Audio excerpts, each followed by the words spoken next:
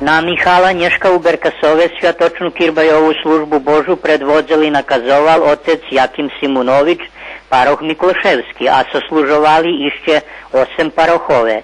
Zo z Petrovcov, Vukovaru, Staroho Verbasu, Srimskej Mitrovici, Šidu, Bačincoh i Berkasova i rimokatolicki parov zo Šidu. Manastirska slava svjatovo arhanjela Mihajla Nješka otrimana i u sušednej privinej glavi.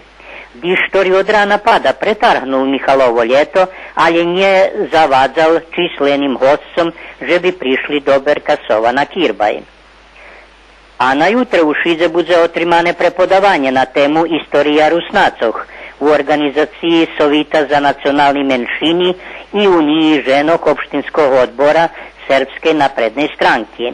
Prepodavače profesor Zdenko Lazor, profesor dr. Mihajlo Fejsa i Milomir Šajto, člen Sovitu za nacionalni menšini hlavnog odbora Novi Sad Srpske napredne stranke.